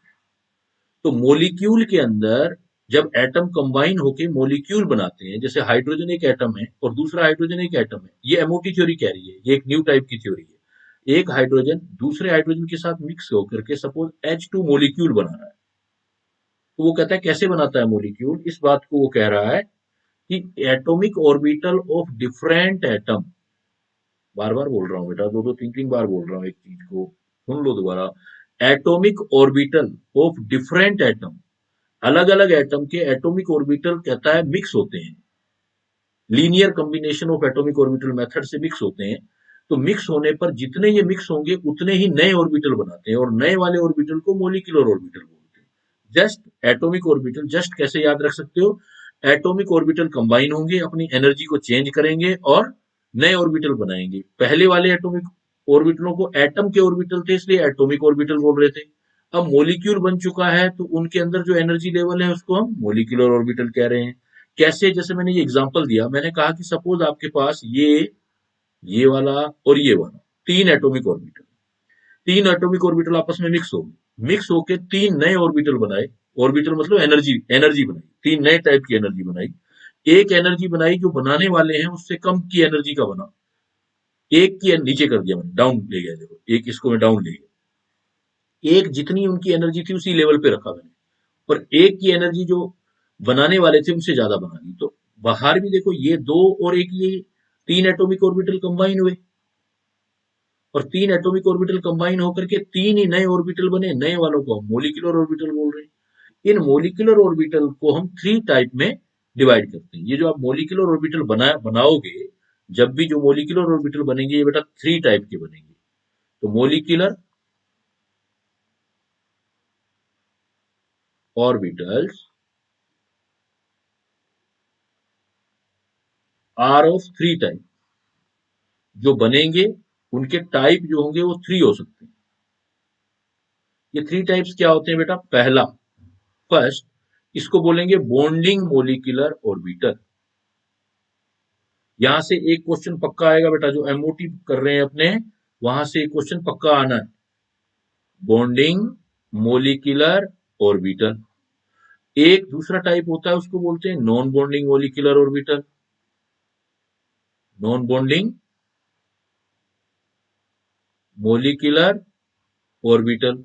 और एक तीसरा होता है बेटा, ये होता है anti bonding molecular orbital, anti bonding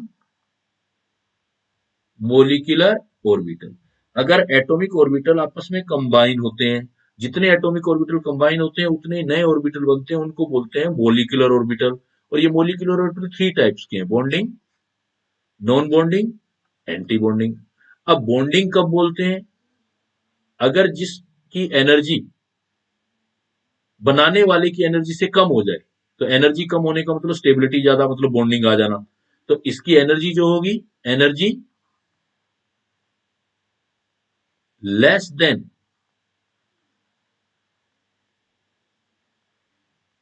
that of combining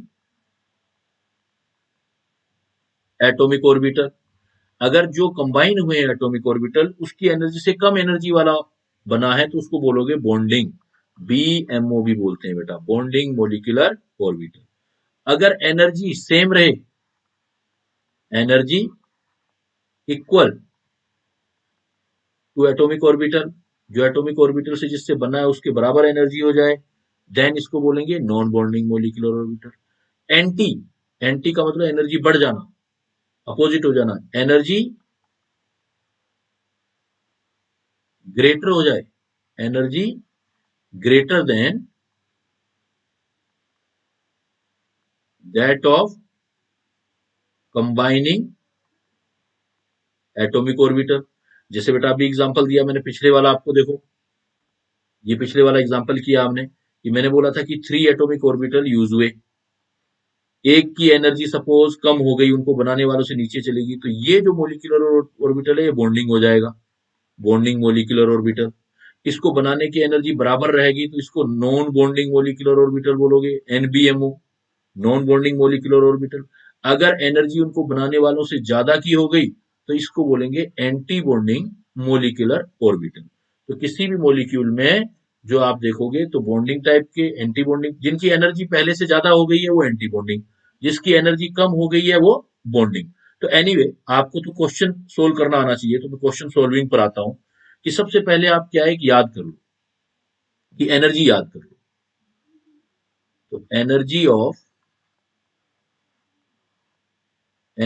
of different molecular orbitals इन, ये देखो ये दे रहा हूं इनके लिए, H2 हाइड्रोजन से लेके डाइएटोमिक मोलिक्यूल देखेंगे, H2 हाइड्रोजन, हीलियम वाला hydrogen, helium, lithium, beryllium, boron and carbon, nitrogen, boron carbon and nitrogen तक देखना। यहां तक एनर्जी ऑर्डर क्या आएगा, बॉन्डिंग या मोलिकुलर ऑर्बिटल। तो याद करना बेटा ये ऑर्डर, सबसे कम एनर्जी देखो, सबसे कम एनर्जी जो मोलिकुलर ऑर्बिटल की होगी उसका नाम होगा सिग्मा 1s। सबसे कम एनर्जी, ये याद करना है, अच्छे से याद करना है, ये याद कर लोगे आपका क्वेश्चन शॉर्ट आउट हो जाएगा, सिग्मा 1s। फिर उससे ज्यादा जो एनर्जी आएगी बेटा वो आएगी, नहीं दो होंगे तो दो बनेंगे बेटा, तीन तीन जुड़ेंगे तो तीन बनेंगे, चार जुड़ेंगे तो चार बनेंगे, जितने ऐड होंगे उतने ही नए ऑर्बिटल बनेंगे। वो एक मैंने चीज बताई है कि तीन टाइप के बन सकते हैं तो तीन जुड़ सकते हैं। तो देखो सबसे कम, अब आ जाओ पॉइंट पर, इस पॉइंट पे आ जाओ, ये पॉइंट सबसे जरूरी है जो मैं आपको अब बताने जा रहा हूं बेटा, इस पॉइंट को अच्छे से करना। देखो सबसे कम एनर्जी होती है सिग्मा 1s की, उससे ज्यादा एनर्जी होती है sigma star 1s, sigma 1s उससे ज्यादा सिग्मा स्टार 1s। फिर बेटा एनर्जी आती है सिग्मा 2s की, उससे ज्यादा एनर्जी आ जाएगी सिग्मा स्टार 2s की। तो चार हो गए, दो दो का पेयर आ रहा है। स्टार वाला मतलब एंटी बॉन्डिंग है, और जिस पर स्टार नहीं लगाया वो बॉन्डिंग है। तो sigma 1s sigma star 1s ऐसे याद करोगे पहले, sigma 2s sigma star 2s, sigma star 2s के बाद फिर आप करोगे दो पाई, और उन दोनों की एनर्जी बिल्कुल इक्वल करोगे बेटा, पाई 2px पाई 2py, एक साथ बोलोगे मतलब दोनों की एनर्जी बराबर है, पाई 2px पाई 2py। फिर बोलोगे सिग्मा 2pz, सिग्मा 2p, फिर दो एक साथ, pi star 2px pi star 2py, और सबसे ऊपर ले जाओगे बेटा सिग्मा स्टार 2pz। मैं देखो दोबारा रिपीट कर रहा हूं, ये एनर्जी आपको याद करनी है, डिफरेंट मोलिकुलर ऑर्बिटल का ऑर्डर याद करना है, इधर से इधर जा रहे हैं, ऊपर की साइड जा रहे हैं हम, तो हम एनर्जी को इंक्रीज कर रहे हैं, ऊपर की साइड एनर्जी इंक्रीज हो रही है, और कहां से कहां तक करना है आपको, हाइड्रोजन से लेके नाइट्रोजन तक, ये ऑर्डर याद करना है, sigma 1s sigma star 1s, sigma 2s sigma star 2s, यहां तक तो वैसे भी कोई प्रॉब्लम नहीं है। इसके बाद देखो ये सोचो कि जैसे जैसे क्रिकेट मैच होता है 2020 का, क्रिकेट मैच 2020 का होता है, आप सोचो कि 21 और 21 आवर्स का मैच है, मतलब टू फिर वन, तो टू ऑर्बिटल कौन से हैं, पाई 2px पाई 2py, फिर सिग्मा 2pz, फिर pi star 2px pi star 2py, फिर सिग्मा स्टार 2pz। तो ये आपको एक सीक्वेंस याद करना है, आप ऐसे भी बना सकते हो, देखो देखो यहां तक तो कोई प्रॉब्लम नहीं है, sigma 1s, sigma star 1s, sigma 2s, sigma star 2s। इसके बाद वाला है तो आप दो दो ऐसे याद करो कि भी दो एक साथ हैं एनर्जी वाले, फिर एक अकेला है, फिर देखो दो एक साथ हैं एनर्जी वाले, फिर अकेला है। इसलिए मैंने 2 1 2 1 बोला है आपको, 2 1 2 1। इनके नाम याद करने हैं। जो पाई याद कर रहे हो इसका नाम होगा बेटा पाई 2p x, पाई 2p y, पाई 2p x, पाई 2p y। फिर ये वाला जो आएगा सिग्मा 2pz। फिर ऊपर आ जाओ, इन मोलिकुलर ऑर्बिटल के नाम याद करने हैं, pi star 2p x, pi star 2p y, और सबसे ऊपर जो आएगा सिग्मा स्टार 2pz। सबसे ज्यादा एनर्जी पूछी जाएगी तो आप बोलोगे सिग्मा स्टार 2pz। इसमें क्या होगा, जो स्टार वाले हैं वो एंटी बॉन्डिंग है, स्टार वाले एंटी बॉन्डिंग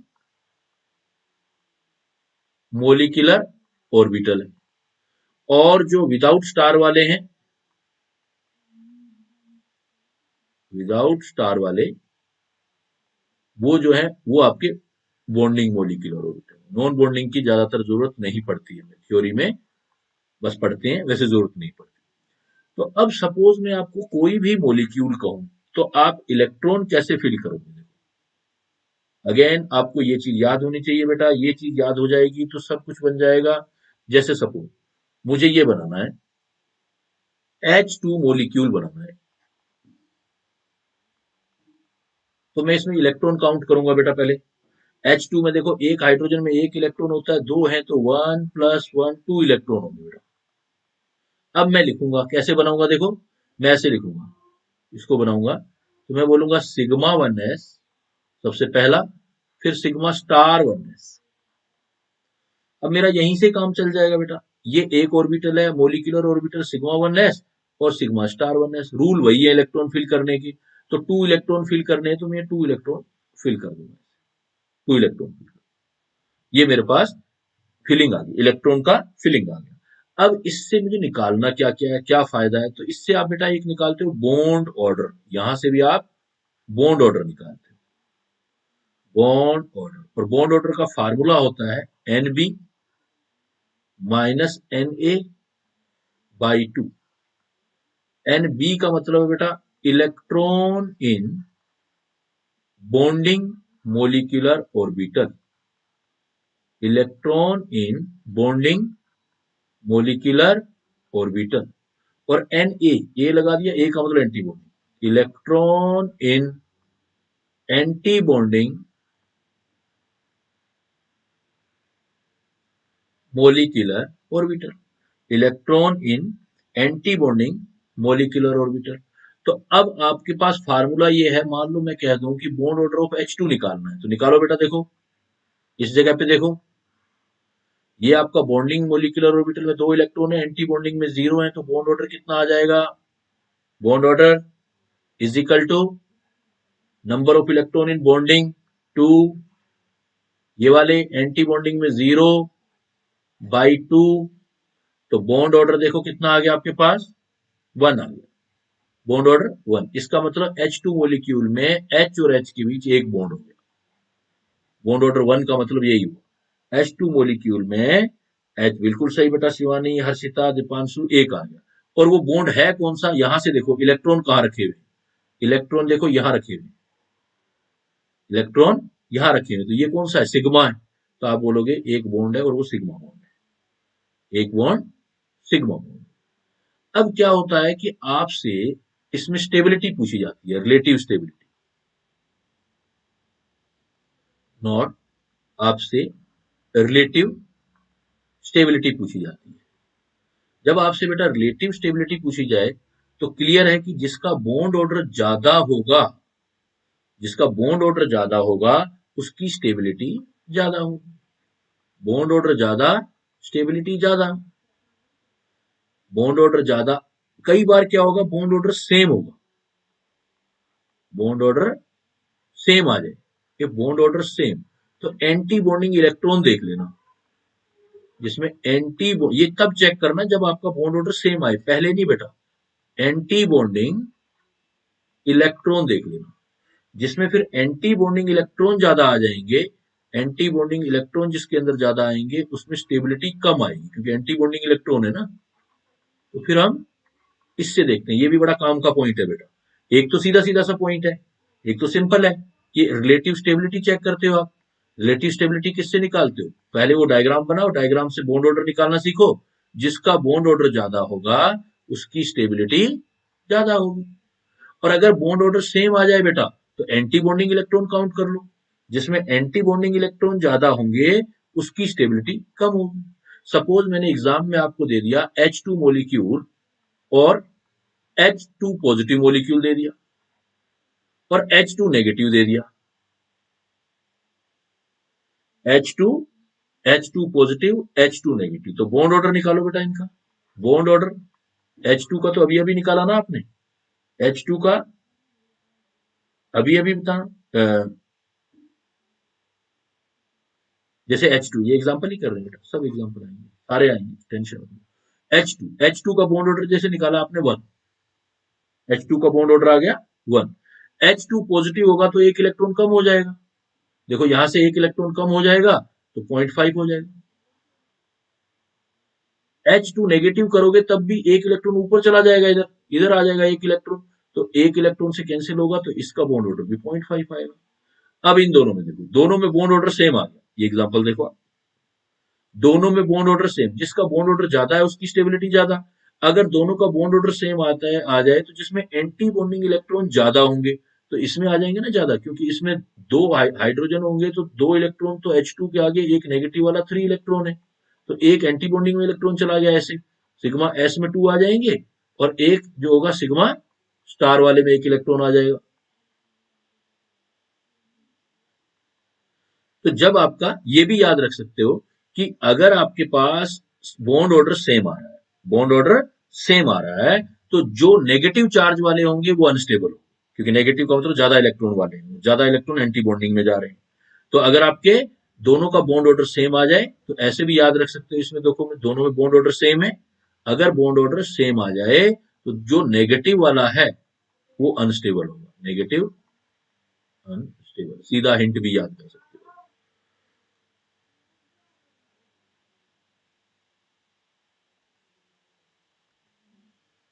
इसी तरीके का एक एग्जांपल देखो बेटा, ये काफी इंपॉर्टेंट एग्जांपल है। C2 मोलिक्यूल, सपोज हमें पता करना है कि C2 मोलिक्यूल एग्जिस्ट करता है या नहीं करता है। C2 मोलिक्यूल इज एग्जिस्ट और not. C2 molecule is exist और नॉट। तो बेटा बॉन्ड ऑर्डर निकाल लेना। सॉल्यूशन कैसे निकालोगे? बॉन्ड ऑर्डर निकालना। अगर आपके पास बॉन्ड ऑर्डर, अगर आपका बॉन्ड ऑर्डर बेटा जीरो आ जाता है, अगर आपका बॉन्ड ऑर्डर जीरो आ जाए तो वो स्पीसीज एग्जिस्ट नहीं करेगी, नॉट एग्जिस्ट।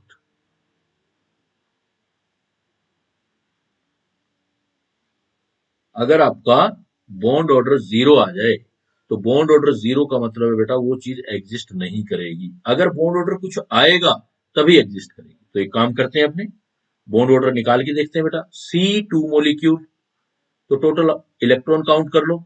एक कार्बन के पास 6 इलेक्ट्रॉन होते हैं बेटा, 6 और 6 मतलब कितना इलेक्ट्रॉन आ गया आपके पास? Total 12 electron. 6 और 6 टोटल 12 इलेक्ट्रॉन आ गया। अब ये जो आपके पास 12 इलेक्ट्रॉन आ रहा है, इस 12 इलेक्ट्रॉन को आपने रखना है।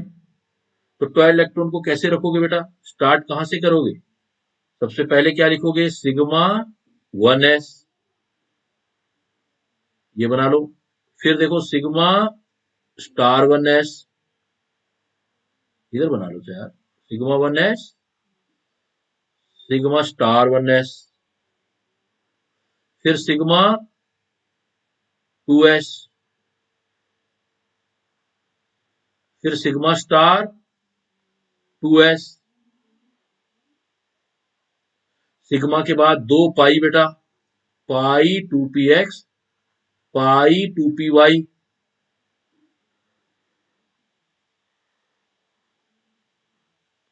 पाई 2px, पाई 2py, फिर इसके ऊपर चले जाओगे तो सिग्मा 2pz।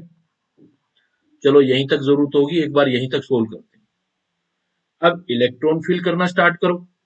इलेक्ट्रॉन फिल करोगे तो टोटल 12 इलेक्ट्रॉन है, यहां से स्टार्ट करो। देखो 1 2 फिर 3 4 5 6 7 8। अब दोनों की एनर्जी बराबर है तो 9, ध्यान से रखना, ये 9, इधर आ जाओ 10, 9 10, फिर वापस आ जाओ इधर 11 12। यहीं तक तो था बेटा, 11 12 हो गया। हो गया तो एक काम करो, इनकी जरूरत नहीं है। देखो सिग्मा 1s और सिग्मा स्टार 1s दोनों में बॉन्डिंग एंटी बॉन्डिंग में दो दो इलेक्ट्रॉन है, छोड़ दो इसको। इसमें भी देखो दोनों में दो दो इलेक्ट्रॉन है, सिग्मा 2 है सिग्मा स्टार, छोड़ दो। सिर्फ यहीं से सॉल्यूशन बना लो आप।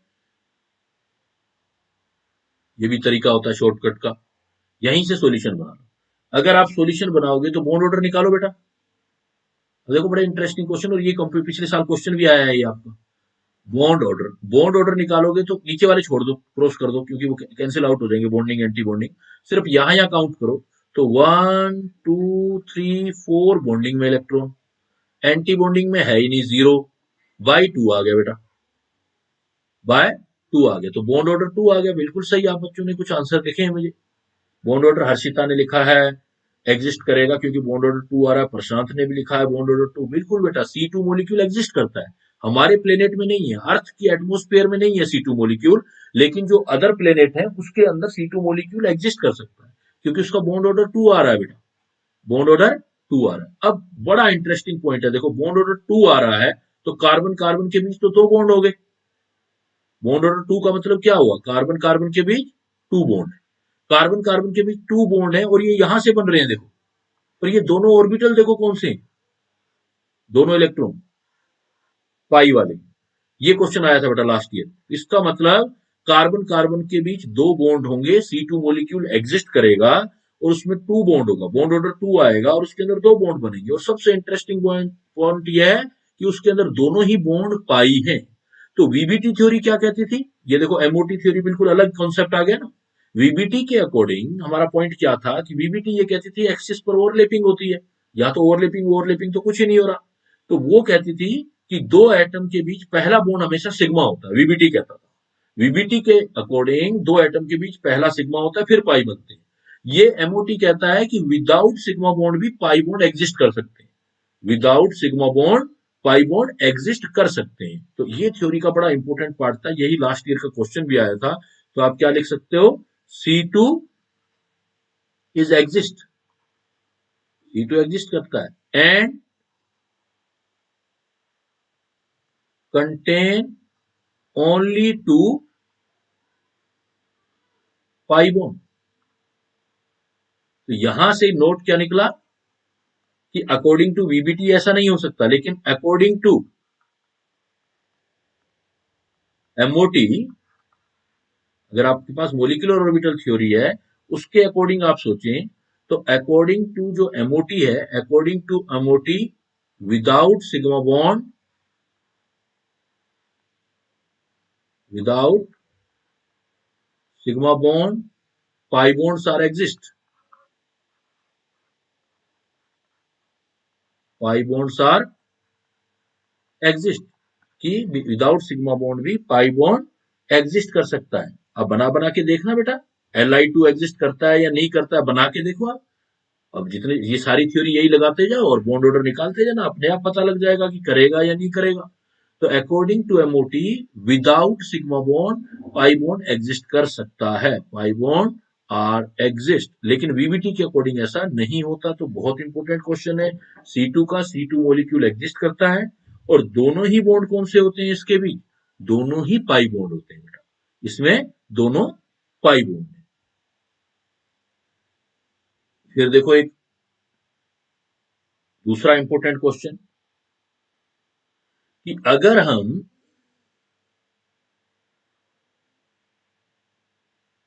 एग्जाम्पल लेते हैं नाइट्रोजन का, अगर हम नाइट्रोजन का एग्जाम्पल लेते हैं N2 मॉलिक्यूल। अब N2 के साथ साथ बाकी स्पीसीज भी हम देख लेंगे, पहले N2 देखते हैं बेटा। तो N2 में टोटल इलेक्ट्रॉन देखो आगे 14, अगर 14 इलेक्ट्रॉन आ गए तो सिग्मा एस 1s से स्टार्ट करो, sigma 1s, sigma star 1s, sigma 2s, sigma star 2s, फिर ये चार यहां तक हो गए। फिर उसके बाद क्या था, पाई 2px 2py, दोनों एक साथ, पाई 2px पाई 2py। फिर उसके बाद अकेला सिग्मा 2pz, उसके बाद अगेन दोनों pi star 2px pi star 2py, और सबसे ऊपर बेटा जाएगा आपका सिग्मा स्टार 2pz। अब यहां से इलेक्ट्रॉन लिखने हैं 14, बिल्कुल सही बेटा आपने निकाला है, 3 बॉन्ड ऑर्डर आ रहा है, उसका ट्रिक भी सिखाऊंगा अभी। 1 2 3 4 5 6 7 8 9 10 11 12 13 14। तो देखो इसको तो छोड़ दो, क्योंकि ये एक दूसरे से कैंसिल हो जाएगा और ये एक दूसरे से कैंसिल हो जाएगा। यहां से निकाल लेते हैं। तो यहां से निकालोगे बेटा तो बॉन्ड ऑर्डर देखो क्या आएगा आपके पास, बॉन्ड ऑर्डर तो सारे ही बॉन्डिंग है, 6 के 6, दो ये वाले दो ये वाले दो ये वाले बॉन्डिंग में, एंटी बॉन्डिंग में तो है ही नहीं। 6 माइनस 0 बाई 2, तो बॉन्ड ऑर्डर आ गया 3। इसका मतलब नाइट्रोजन नाइट्रोजन के बीच 3 बॉन्ड है, नाइट्रोजन नाइट्रोजन के बीच 3 बॉन्ड है। और 3 कौन से वाले हैं देखो, ये वाला पाई ये वाले पाई, दोनों इलेक्ट्रॉन पाई में, और एक सिग्मा। तो इसका मतलब एक सिग्मा हो गया, दो पाई हो गए, एक सिग्मा दो पाई। ठीक है। अब आपसे अगर मैं ये पूछ लूं कि नाइट्रोजन पैरामैग्नेटिक है या डायमैग्नेटिक है, तो देखो सारी की सारी स्पीसीज, जितनी भी इसके अंदर आप स्पीसीज देख रहे हो, सारे के सारे जो ऑर्बिटल देख रहे हो वो पेयर्ड है। तो ऑल पेयर्ड इलेक्ट्रॉन है, इसका मतलब स्पीसीज ये डायमैग्नेटिक है। कैसा स्पीसीज आ जाएगा, डायमैग्नेटिक, बिकॉज ऑल जो लोन पेयर हैं, ऑल जो इलेक्ट्रॉन है वो पेयर्ड है, डायमैग्नेटिक। बट क्वेश्चन में आपने ऐसे ध्यान रखना है कि सपोज मैं आपको दे दूं N2 positive, N2 positive, N2 N2 negative और N2 नेगेटिव। अब ध्यान देना, ये इंपॉर्टेंट है, ये इंपॉर्टेंट जा रहा है बेटा, ये एग्जाम में आता है, सीधा सीधा आता है। अब इनके बॉन्ड ऑर्डर कंपेयर कर, तो एक बात हमेशा दिमाग में रख लो, अगर 14 इलेक्ट्रॉन है, जहां भी 14 इलेक्ट्रॉन है तो बॉन्ड ऑर्डर तो 3 ही आएगा, क्योंकि जनरली जो होते हैं 3 एक्सिस होते हैं दो एटम के बीच में। तो जब भी 14 इलेक्ट्रॉन हो तो बॉन्ड ऑर्डर आपने 3 ही करना है। 14 इलेक्ट्रॉन आ जाए तो बॉन्ड ऑर्डर 3 करना है। जैसे ये नाइट्रोजन, अभी आपने पढ़ा नाइट्रोजन, नाइट्रोजन के अंदर कितना इलेक्ट्रॉन था बेटा, अभी आपने पढ़ा 40। तो कुछ सोचने की जरूरत नहीं है बेटा, 14 इलेक्ट्रॉन है तो बॉन्ड ऑर्डर सीधा का सीधा 3 कर देना।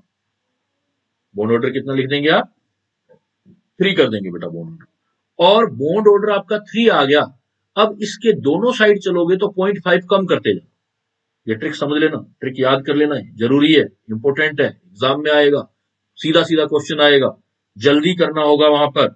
तो नाइट्रोजन N2 का बॉन्ड ऑर्डर 3, अब दोनों साइड चलना तो 0.5 कम करते जाना। जैसे मान लो इधर चलना है आपको, N2 नेगेटिव का निकालना है, N2 2 नेगेटिव, सीक्वेंस याद रखना, N2 नेगेटिव, N2 2 नेगेटिव, तो बॉन्ड ऑर्डर नाइट्रोजन का 3, तो यहां कर देना N2 का 2.5,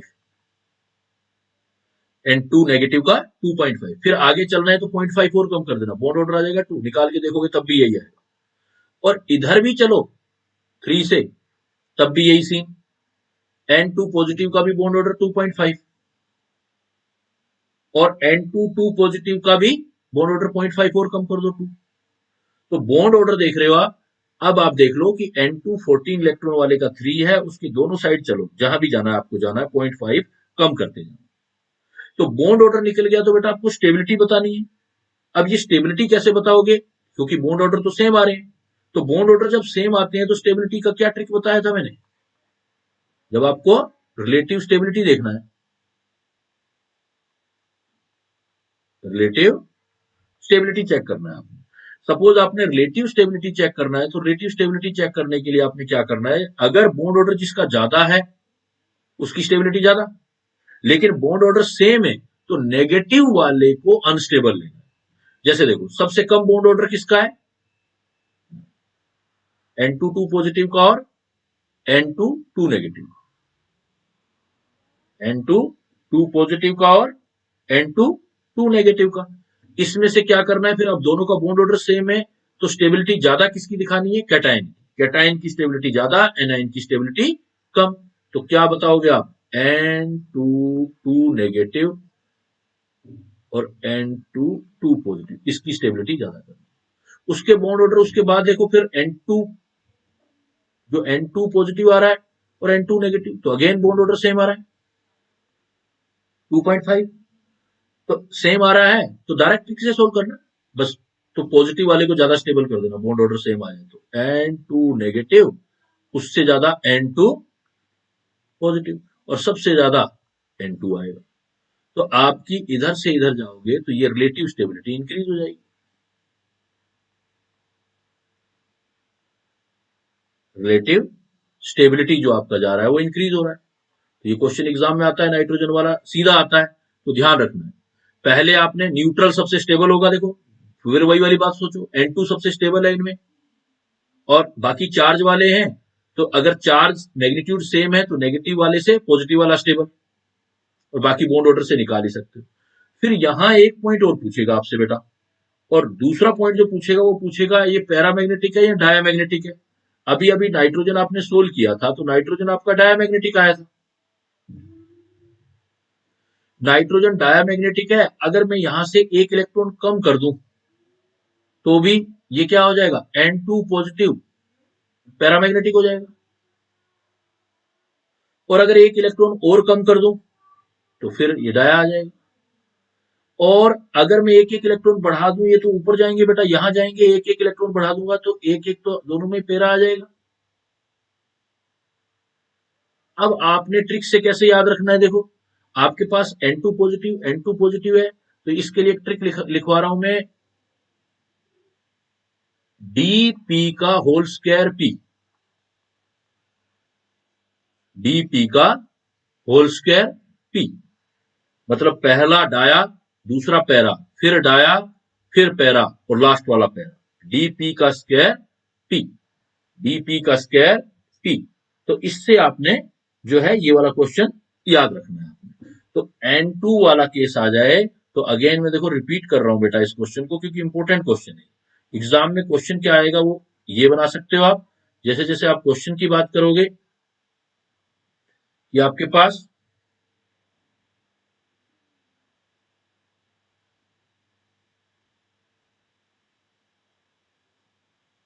प्रॉब्लम जो आएगा आपके पास ये आएगा कि N2 positive, N2 positive, N2 N2 negative और N2 नेगेटिव, ये स्पीसीज दे रखी हूं।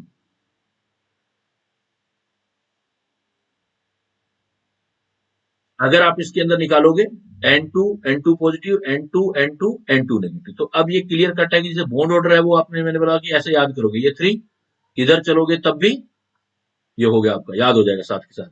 0.5 कम करना है, इधर चलोगे तब भी 0.5 कम करना है। जिसका बॉन्ड ऑर्डर ज्यादा होगा उसकी स्टेबिलिटी ज्यादा आएगी, जिसका बॉन्ड ऑर्डर ज्यादा उसकी स्टेबिलिटी ज्यादा, और बॉन्ड ऑर्डर सेम है तो पॉजिटिव वाले की नेगेटिव वाले से स्टेबिलिटी ज्यादा। और इनकी अगर पैरामैग्नेटिज्म करना है तो उसका मैंने फार्मूला देखो बताया है, ट्रिक बताया है, डीपी का स्क्वायर पी। लेकिन सीक्वेंस याद रखना, इसी सीक्वेंस के लिए बोला है मैंने।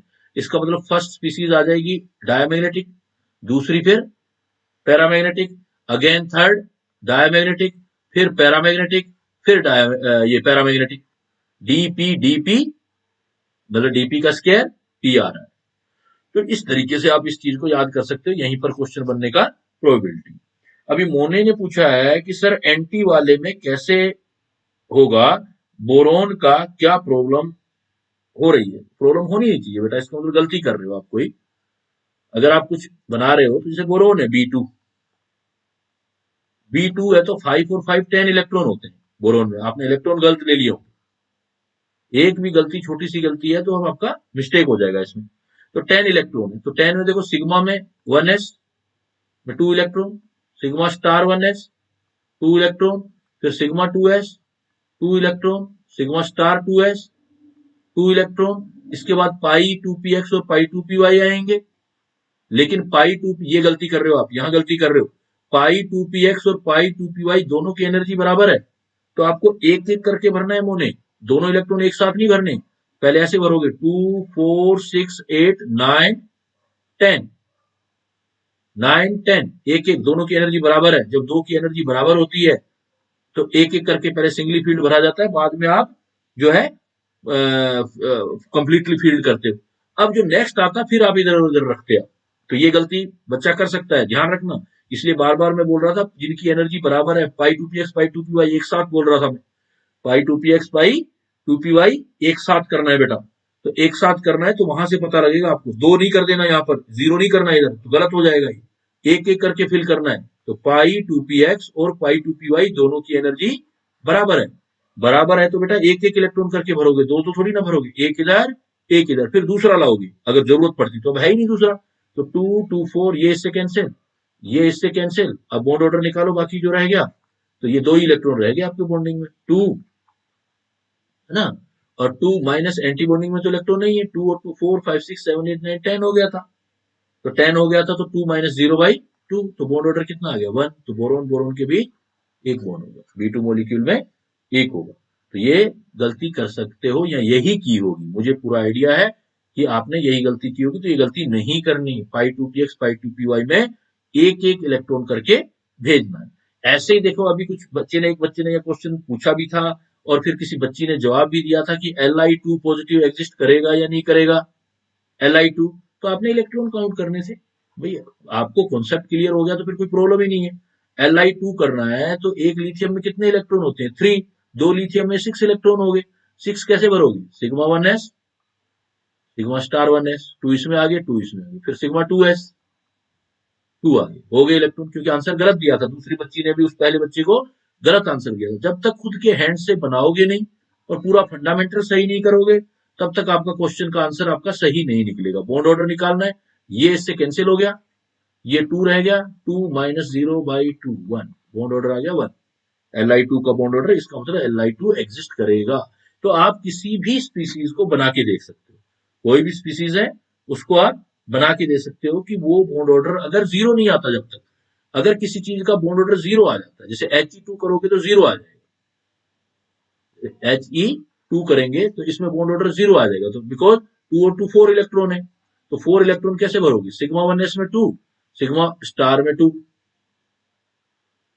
तो क्या आ गया bond order, bonding anti bonding cancel हो जाएंगे, मतलब 2 - 2/2, तो 2 में से 2 जाएगा 0, इसका मतलब He2 एग्जिस्ट नहीं करता, He2 डायटोमिक नहीं होता है, हमेशा He2 मोनो जो है एटॉमिक होता है।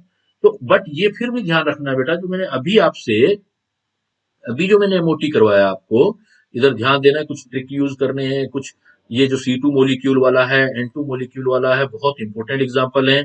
और इसमें मैंने अभी एक चीज करवाई थी आपको कि ये जो ट्रेंड याद रखना है आपने, सबसे जरूरी चीज है, सबसे पहला काम है इस ट्रेंड को याद करना बेटा, कि एनर्जी ऑर्डर होगा क्या, sigma 1s sigma star 1s, sigma 2s sigma star 2s, फिर पाई 2px पाई 2py, देखो ये बार बार मैं बोल रहा हूँ, एक साथ बना रहा हूँ, तो एक साथ का मतलब है दो इलेक्ट्रॉन एक साथ नहीं रखने, पहले एक इधर करना है, फिर एक इधर करना है, फिर एक इधर करना है, फिर एक इधर करना है, ऐसे फिल करना है इनको जहां भी आ जाए। ये सिमिलर चीज यहाँ यूज करनी है आपने, पहले एक इधर करना है, फिर एक इधर करना है, फिर एक इधर करना है, फिर एक इधर करना है, तो आपने ये ध्यान रखना है। और ये जो energy of different molecular orbital up to nitrogen बताया, मतलब नाइट्रोजन के बाद के लिए अलग है, नाइट्रोजन के बाद क्या आता है, देखो ऑक्सीजन आता है, नाइट्रोजन के बाद ऑक्सीजन है, फ्लोरीन है, नियोन है, तो उनके लिए अलग है, लेकिन अभी तक जो मैंने बताया आपको वो नाइट्रोजन तक है, नाइट्रोजन से आगे वालों के लिए आपने ये चीज यूज नहीं करनी है बेटा, नाइट्रोजन के आगे वाले नेक्स्ट क्लास में बताऊंगा, कल की क्लास में करेंगे हम कि नाइट्रोजन से आगे है तो फिर उसमें हम क्या ऑर्डर करेंगे, उसमें थोड़ा सा चेंज है एक, तो उस चेंज को ध्यान रखना है,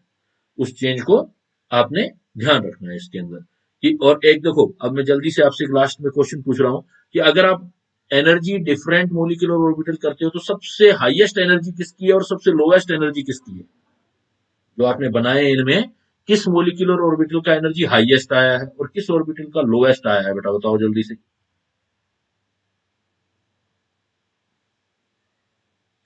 चाहे 0.5 आए, जीरो नहीं आना चाहिए। जिसका जीरो आएगा वो एग्जिस्ट नहीं करेगा। 0.5 का मतलब भी एग्जिस्ट करेगा। बॉन्ड ऑर्डर जिसका फ्रैक्शन में आएगा वो भी एग्जिस्ट करेगा। हाईएस्ट एनर्जी और लोवेस्ट एनर्जी वाला ऑर्बिटल बताओ बेटा किसका आएगा, हाईएस्ट किसका जल्दी से, और लोवेस्ट किसका होगा। सपोज नाइट्रोजन में भी अपने हाईएस्ट एनर्जी पूछे और लोवेस्ट।